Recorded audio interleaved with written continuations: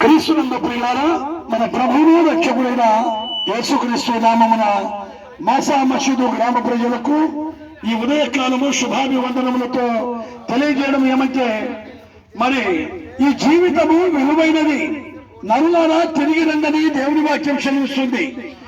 తిరిగి మరలా ప్రభువు రక్షకుడైన యేసుక్రీస్తు ఉన్న లోకానికి వెళ్ళాలంటే మనం ఇంకనూ పాపులమై ఉండగానే క్రీస్తు మన కొరకు చనిపోయెను. కాబట్టి ఆయన రక్తము వలన నీతిమంతులుగా తీర్చబడి మరింత నిశ్చయముగా ఆయన ద్వారా ఉగ్రత నుండి రక్షింపబడతాము. పిల్లారా, మనము అక్కడ చేరాలంటే మనం చేసిన ప్రతి పాపం, ఇక్కడ భూమి మీద చేసిన ప్రతి పాపం మనము ఇక్కడనే ప్రచారణ కావాలి. అందుకే ఏలైనగా పాపం వల్ల వచ్చే జీతం మరణము, అయితే దేవుని కృపావరము మన ప్రభువైన యేసుక్రీస్తునందు నిత్య జీవము. అనేకమైన పాపంలో నిండిపోయిన మనిషిని దేవుడే ప్రేమించాడు. పరలోకం నుండి మానవుడుగా ఈ భూమికి జన్మించి 33.5 సంవత్సరాలు జీవించి ఆయన ఇలాగే వీధుల్లో నిలబడి మంచి మాటలు చెప్పాడు ప్రజలందరికీ.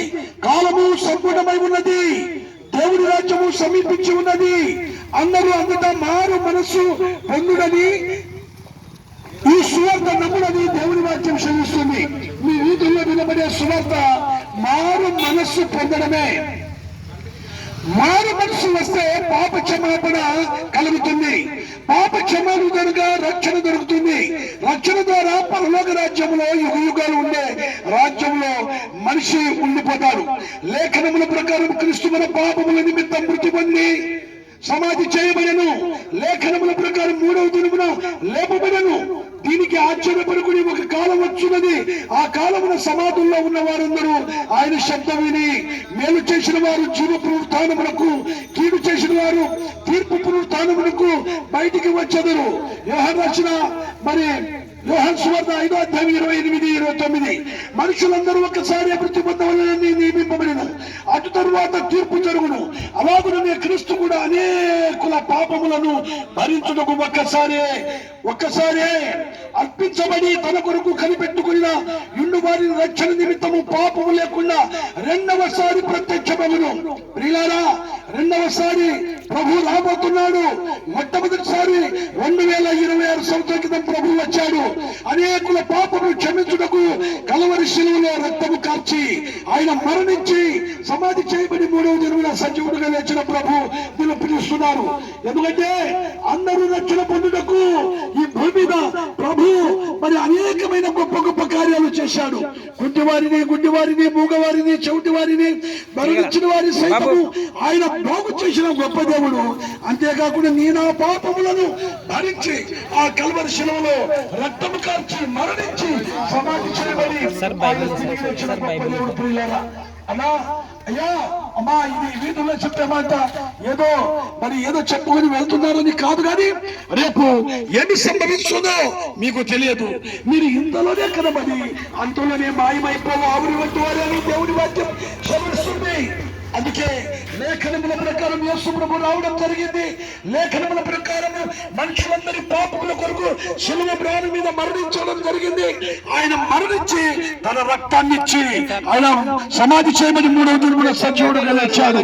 ఎవరైతే ప్రభువు యొక్క మరణమును ఆయనను గుర్తిస్తారో, ఆ రక్తం చేత కడగబడతారో పరలోక రాజ్యము ఉచితమైన కృప.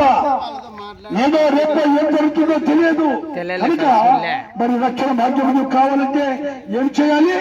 యేసయ్యా, నేను పాపిని, నన్ను క్షమించు. యేసు ప్రభువా, నా కొరకు శిలువలో మరణించి తిరిగి లేచిన మృత్యుంజయుడా, నీకు కృతజ్ఞతలని దేవునికి మనము ఎప్పుడైతే సరెండర్ అయిపోతామో, ఎప్పుడైతే దేవునిలో ప్రభులో మనము తగ్గించుకొని మన పాపములు ఒప్పుకుంటే అప్పుడు నీ ఒక్కరివే కాదు, నీవు నీ ఇంటి వారు రక్షణ పొందుతారు. ఇదే అనుకున్న సమయం, ఇదే మిక్కిన సమయం. మంచితనం మించింది దొరకదు. రేపో నేడో చనిపోతే మనము అగ్నిగుండం తప్పించుకొని పరలోక రాజ్యం చేరడానికి సదవకాశం. ఈ క్రీస్తు మాటలు, యేసుక్రీస్తు ప్రభు మాటలు విని కులము కాదు, మతము కాదని మీ మార్గములు చెరిపేసుకొని ప్రభు మార్గంలో వస్తే నేనే మార్గము, నేనే సత్యము, నేనే నిత్య జీవము అన్నాడు. వేరే మార్గము లేదండి, మరి ఆప్షన్ లేదు. మరి ఎప్పుడు ఏం జరుగుతుందో తెలియదు. కాలం కొంచెముగా ఉన్నది, వచ్చుతున్నవాడు ఆలస్యం చేయకుండా వస్తాడు.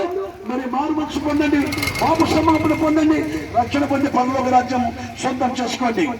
ఈ మంచి మంది చేత మీరు ఆదరించబడతారని బాసా మసీదు గ్రామ ప్రజలకు ఈ చక్కటి సదవకాశం, ఈ సువార్త మీరు నమ్ముతారని చెప్తూ ముగిస్తున్నాం. మీ కొరకు